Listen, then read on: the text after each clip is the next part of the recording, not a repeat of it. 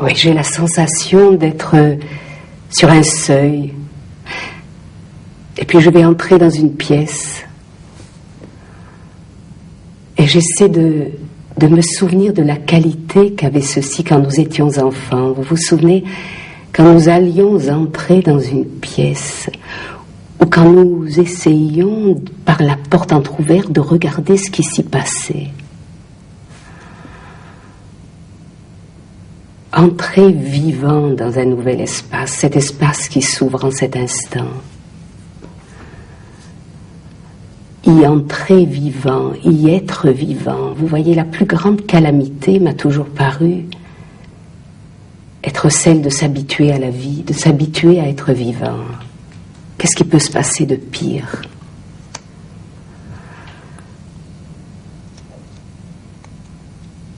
Et comment faire ? Comment renouveler cette grâce à tout instant, ou du moins chaque jour, ou aussi souvent que possible, d'être dans cet émerveillement d'être que j'ai connu enfant surtout.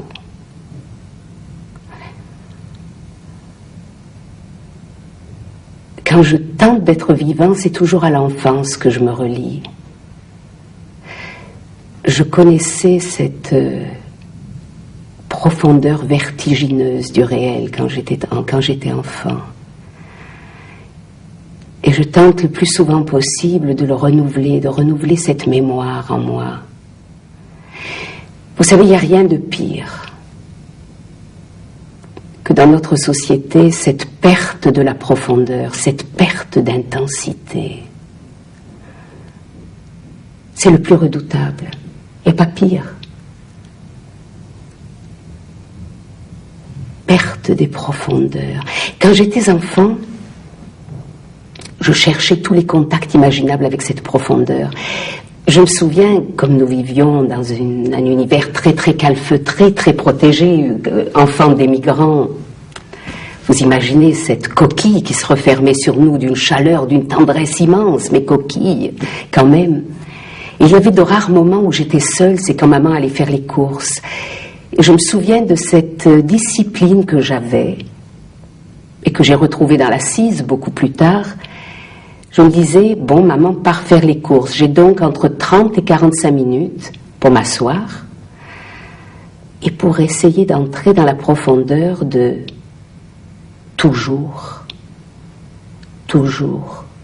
Le monde existe depuis toujours. Toujours, toujours. J'avais donc une demi-heure, 40 minutes pour répéter toujours, toujours, toujours, toujours. Toujours. Pour entrer dans cette profondeur, je la recherchais partout, je le pouvais. Jusqu'au vertige. Parfois, je pressais mes mains contre mes yeux jusqu'à ce qu'il y ait ce croulement d'étoiles qui est très douloureux. Ça fait très très mal à un certain moment. Et puis après, subitement, s'ouvrent des galaxies d'étoiles que je contemplais. Pour me rappeler qui j'étais, parce que vous comprenez, quand on vient sur cette terre, on est pris dans des tas d'enveloppes. D'abord, il y a la peau, on est cousu subitement dans une peau, on avait une expérience d'immensité, on se retrouve cousu dans une peau. Et puis on est cousu dans une famille, dans une histoire, dans une maison, dans une ville, dans une culture, dans une civilisation, mais pas obligatoirement ce qu'on aurait choisi si on nous l'avait demandé. Toutes ces enveloppes. Alors on est obligé quand même de multiplier les points de contact avec cette mémoire d'immensité qui est en nous. et sans laquelle on va péricliter, on va désespérer en cours de route, si on les perd, ces points de contact. Moi, je l'ai trouvé, par exemple, ça c'est une mémoire que j'ai, mais très très intense, de ces vieillards qui étaient assis au parc du Pharaon, ils étaient alignés sur des bancs, et ils regardaient la mer. À l'époque, il n'y avait pas de télévision, probablement. Alors ils regardaient la mer. Et nous étions des troupes d'enfants, nous occupions de jouer au ballon ou autre, et je me débrouillais toujours pour que le ballon aille rouler dans leurs pieds, et que je puisse un moment attirer leur regard. Et comme ils passaient la journée à regarder la mer, ils tournaient les yeux vers moi, ils riaient, ou ils me parlaient, mais j'avais le temps dans leurs yeux de voir encore une fois la mer. Dans leurs yeux se reflétait cette mer qu'ils regardaient. Ils renouaient avec l'immensité dont ils avaient émergé pour traverser une vie d'homme et dans laquelle ils s'apprêtaient à retourner. J'ai jamais oublié ce regard des vieilles gens qui regardaient la mer et où j'allais puiser cette même mémoire. Parce que vous comprenez, dans les yeux des adultes, cette immensité, elle n'y était plus. Eux, ils étaient en train de se battre avec la vie. Ils étaient en train de se colter avec la réalité sociale, avec la lutte de chaque jour. Et il y avait le plus souvent un cadran de montre dans leurs yeux. Mais cette éternité, elle n'y était pas, bien sûr. Alors il y avait ce regard des vieilles gens qui m'est ramené. Et toute ma vie, j'ai tenté de trouver ces espaces où j'étais rappelée à cette mémoire qui m'habite. Évidemment, je l'ai perdue. De longues périodes de ma vie, j'ai perdu cet espace. Je suis entrée dans la religion de la raison, comme mes contemporains. Et là, il ne se passait rien de cette nature. Il y avait un autre univers qui s'ouvrait, mais pas celui-là. Cette intensité dont je n'ai jamais cessé d'avoir soif. J'ai tenté de tous les moyens imaginables de lui tendre des pièges pour la retrouver. Et je la vois partout autour de moi, je vois partout cette même soif dans les êtres qui me rencontrent. Récemment, j'ai vu à instance multiplier ces espaces où on est dans cette intensité. Mais je n'arrive pas, et c'est le problème de tout ce quotidien, de m'accoutumer au fait d'être à nouveau séparé, d'être à nouveau dans une sensation, cette force de l'être, cette merveille de l'être m'est arrachée de nouveau. Et je suis dans une espèce d'insignifiance du quotidien, et je dois le traverser, je dois traverser cette épaisseur opaque, jusqu'à ce que de nouveau quelque chose s'écarte et que je sois de nouveau tout près. Au fond, c'est ça le désastre de toute existence, la difficulté de toute existence. Accepter ces plages sans cesse, ces espaces où je suis de nouveau séparée, même pendant que je vous parle maintenant, il y a ces moments où je sens que je n'adhère pas tout à fait aux mots, et d'autres où de nouveau j'entre dans leur intensité, où je suis ces mots. Est-ce que ce n'est pas ça, devenir mûr? Accepter ces périodes où je suis séparée pour retourner ensuite dans l'immersion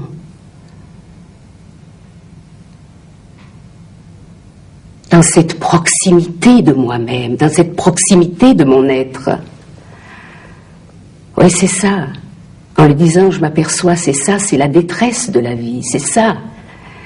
C'est connaître sans cesse ces moments où je touche, où je suis dans la caresse avec ce qui est, dans sa présence, dans la présence.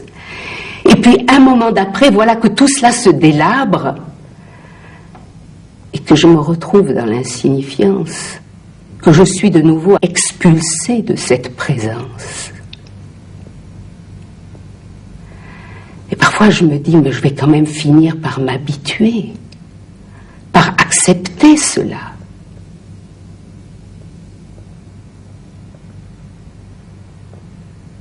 Par devenir adulte, par devenir... Le mot allemand est très beau, erwachsen, erwacht, c'est la même étymologie, c'est être adulte, être éveillé. Il va y avoir un espace de la vie où je serai dans cet éveil. Les séparations multiples me sont de plus en plus insupportables, en mûrissant, en vieillissant. Et en même temps, c'est d'une telle naïveté de dire ça. Puisque tout dépend de moi, c'est bien moi qui me sépare à nouveau de cette unité de l'être. C'est moi qui n'en supporte pas l'intensité. C'est moi qui m'en détourne. Parce que je cherche vite une occasion de m'en détourner, parce que c'est trop fort, parce que dans ce corps, l'intensité est trop forte. Je suis moi-même celle qui m'en arrache, et puis qui meurt de l'éloignement. Au fond, j'ai passé mes vies, dans les affres d'une amante. Oui, c'est ça, dans les affres d'une amante. Je veux toujours être dans les bras de la vie. Et je veux crier aussi fort que je peux. Regardez cette merveille d'être vivant. Regardez cette merveille d'être dans les bras de la vie.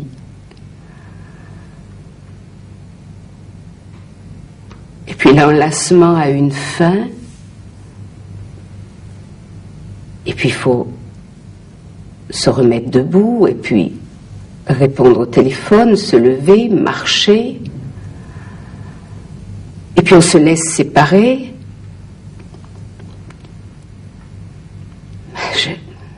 Oui, peut-être que ce sera ça, vieillir. Ce sera passer de cette impatience brûlante à une sorte de patience brûlante. Oui, c'est ça.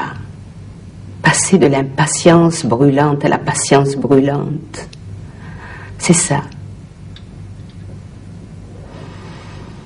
De l'impatience brûlante à la patience brûlante.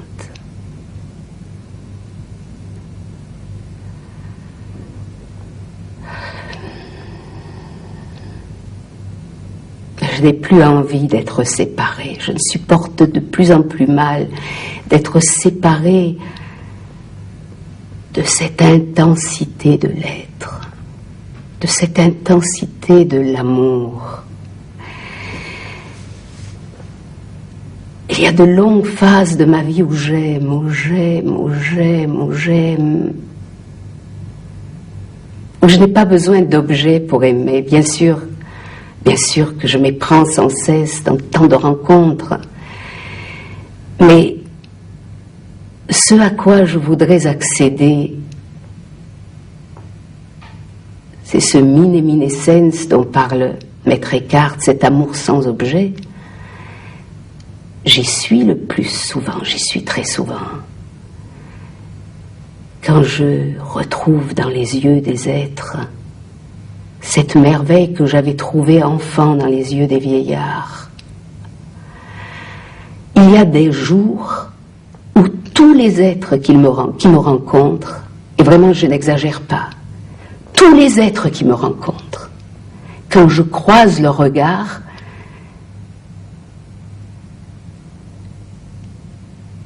il y a quelque chose en moi comme un éclair qui me traverse. Et je sais, il me rencontre, puisqu'il n'est nulle part ailleurs qu'en chacun de nous. Il me rencontre, mais pas seulement dans des êtres admirables que j'admire moi-même, des personnalités fortes ou remarquables, pas du tout.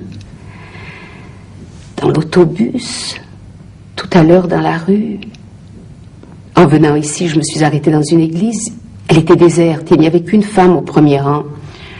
Je voyais son dos, puis je l'ai oubliée. Et à un moment, elle s'est levée, j'ai vu qu'il y avait un mouvement, j'ai tourné les yeux vers elle, elle s'est tournée, et j'ai vu qu'elle avait pleuré, que son visage était plein de larmes. Elle se croyait seule dans l'église, elle s'est aperçue que je la regardais, elle a eu un moment d'hésitation, et puis elle a continué de me regarder, j'ai continué de la regarder, et puis je lui ai souri, et elle a répondu à mon sourire, et puis elle est sortie de mon champ. Et à un moment j'ai hésité, est-ce que je vais vers elle? Et puis j'ai dit mais non, puisque ce n'est pas moi. Comme il n'a que mes yeux, il a voulu signaler à cette femme qu'elle avait été vue dans sa détresse. Et tu as été ce regard, alors ne bouge pas, ne te prends pas pour ce regard. Il t'a traversé, c'est tout. Et puis, voilà. Alors là, je suis exactement au point qui a été l'obsession de toute ma vie. Laisser passer quelque chose, voilà. Ne pas faire barrage, livrer passage. J'ai rencontré il y a quelque temps un vieux musicien qui me disait, un vieux musicien qui était très connu à Vienne, et qui me disait que 2 ou 3 fois dans toute sa carrière, en 60 ans de carrière, il avait vécu le passage. La musique avait passé à travers lui et l'avait expulsé. Il n'y avait plus personne. Autrement, il jouait très bien et tout le monde l'admirait, mais 2-3 fois dans sa vie, il avait livré passage à la musique.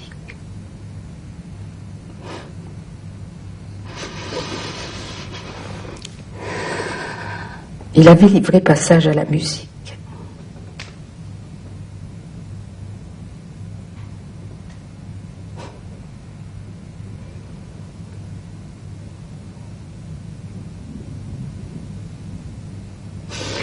Et souvent, il m'arrive de parler, je suis invitée pour parler dans des lieux différents. Et parfois, ça arrive où je sens que quelque chose passe, que quelque chose se dit à travers moi. D'abord, il faut que je parle, il faut que je fasse des efforts, beaucoup d'efforts pour parler, et puis il faut que je sache ce que je dis, et parfois je me dis oui, c'est pas tout à fait ni ce que je voulais dire, ni oui, je pourrais l'exprimer un peu mieux, etc. Je m'entends, et puis il y a un moment où ça cesse, et où quelque chose se dit.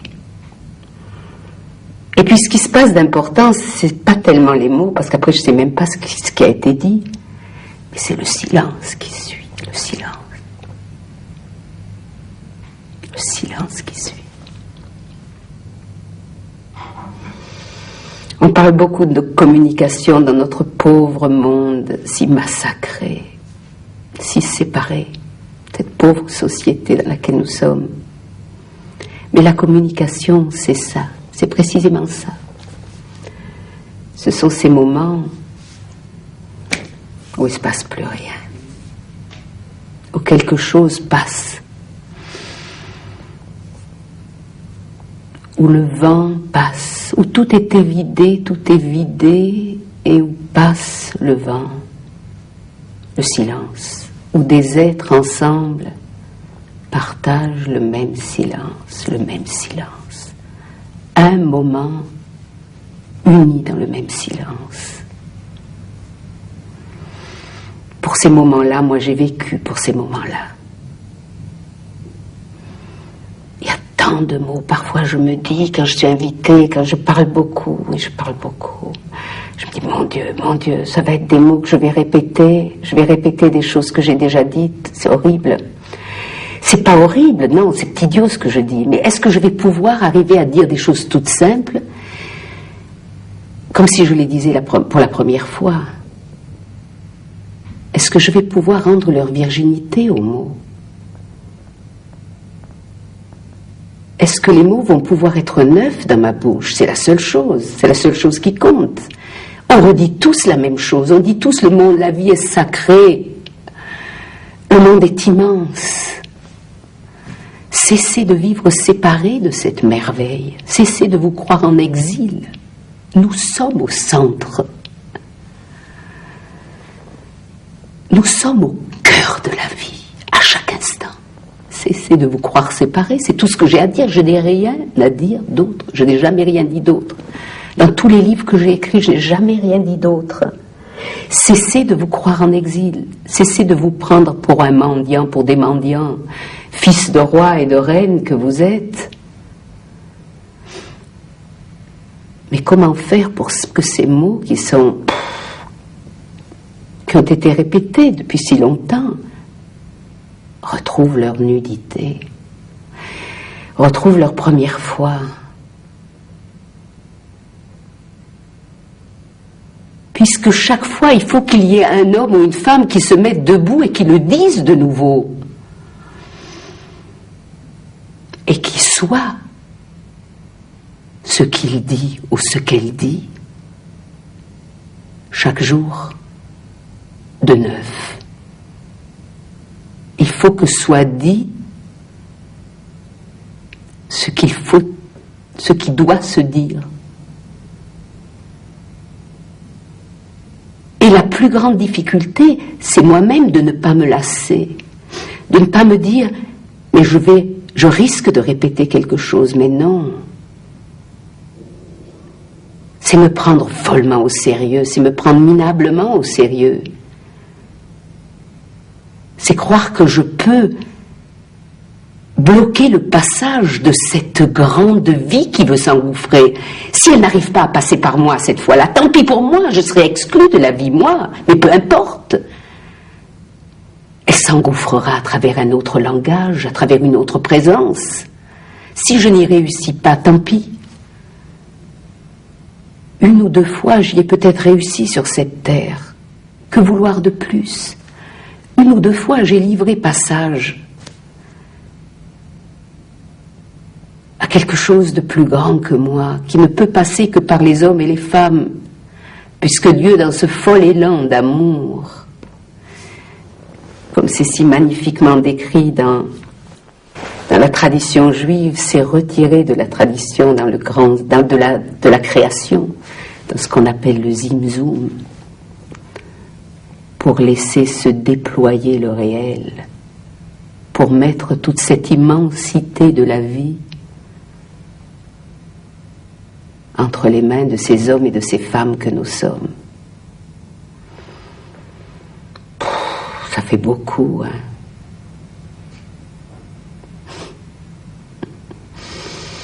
Quelle folie! Il exagère quand même, hein, de nous avoir tout mis sur les bras. Il aurait pu quand même rester un peu en coulisses, enfin derrière la porte, hein. Après, quand on ferait des bêtises énormes, des monstruosités énormes, quand on détruirait le monde qu'il a créé, de dire « Halte! Attendez, là, il faut s'arrêter. Coupez !» hein. Seulement lui s'est vraiment retiré. Il nous a tout mis entre les mains. C'est trop. Moi, parfois, je me dis c'est trop. Seulement, c'est là quand c'est dérisoire, quand c'est risible. C'est-à-dire, quand je crois vraiment que je suis seule à devoir porter cette merveille. Mais dans un sens, c'est justement dans cette folie, dans cette mégalomanie dans laquelle je suis, que je suis vraiment humaine, que je suis vraiment à la mesure de ce qu'il a voulu en me créant. Alors, ouais, c'est ça qui m'a toujours fascinée dans le réel, dans la vie. C'est que tout est de l'ordre du paradoxe et mais d'une folie. Tout est d'une telle folie.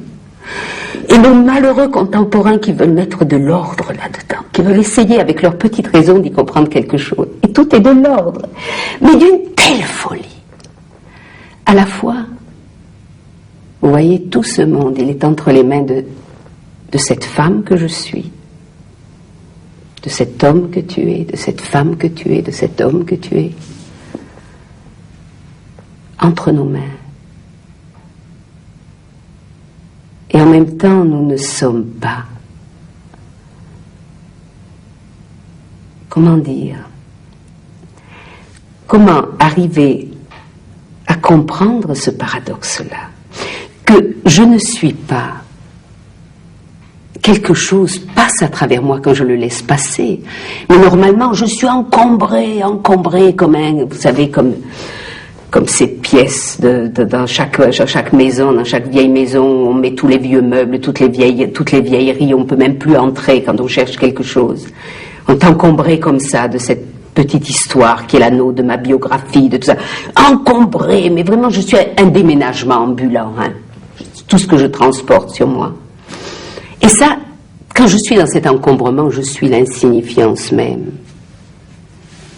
Mais quand j'ai fait de l'ordre, un peu ou momentanément, quand il y a une explosion qui est due à une expérience, quelle qu'elle soit, une expérience du réel, une expérience de l'être, alors tout cet espace se libère, comme par une déflagration. Tout ce qui était amoncelé dans ce cagibi est parti.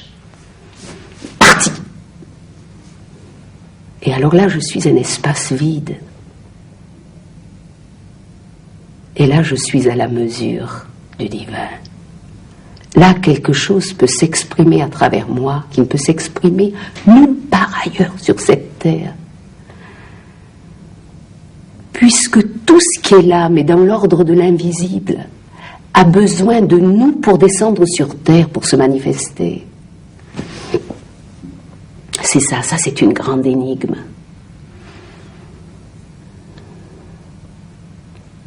À travers le visible se manifeste l'invisible. Comment dire, si je peux l'exprimer autrement encore, l'univers entier créé est plein de musique. La grande musique des sphères autour de nous. Tout est... Seulement pour que nous l'entendions, il faut que quelqu'un tende l'oreille. Mozart, par exemple.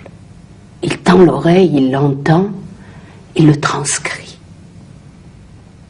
Puis après, il va falloir encore que d'autres êtres entendent le même appel et toute une vie se mette à travailler sur leurs instruments. Avec un tel acharnement, un tel don de soi, qu'une fois la musique va pouvoir passer à travers eux. Mais pour qu'ils jouent de ces instruments, il va falloir qu'un luthier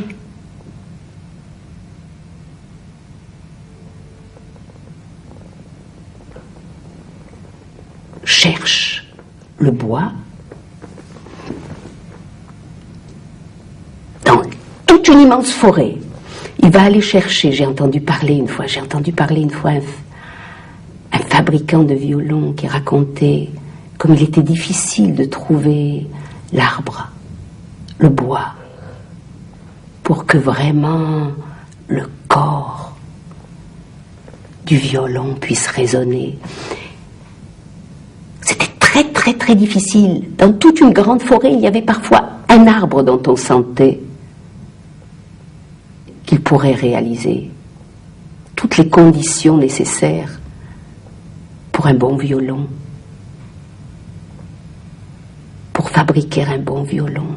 Je raconte ceci parce que, vous voyez, tout ce qui est nécessaire pour que cette musique qui est là en permanence devienne audible pour mes oreilles,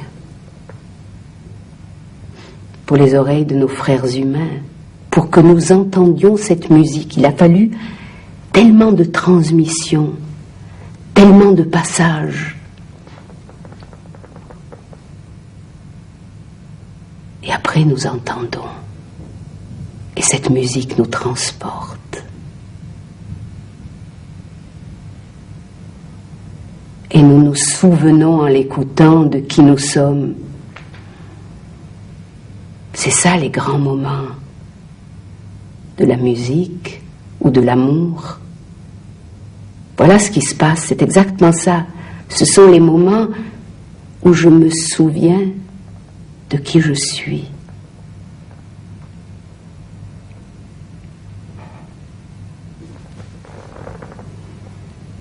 Je me souviens de mon être véritable, cet être d'accueil, cette terre d'accueil que je suis pour sa musique.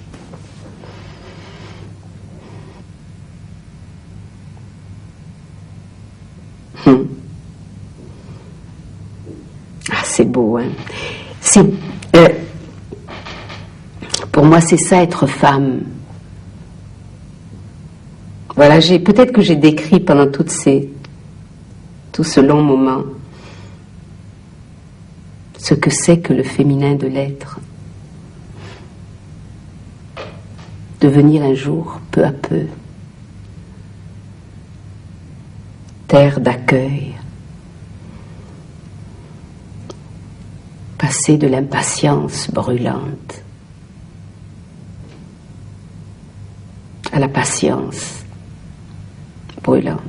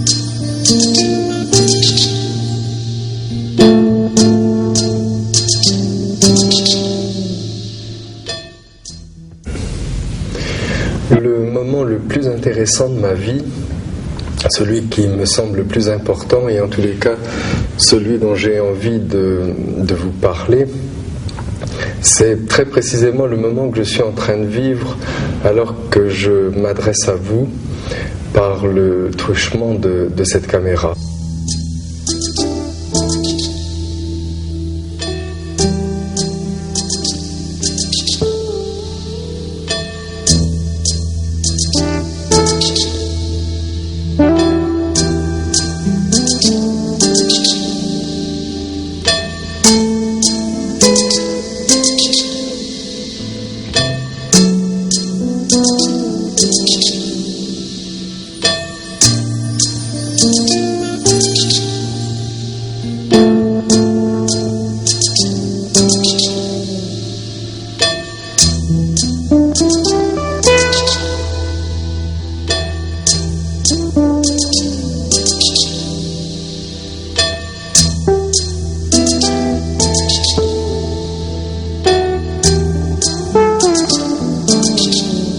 Thank you.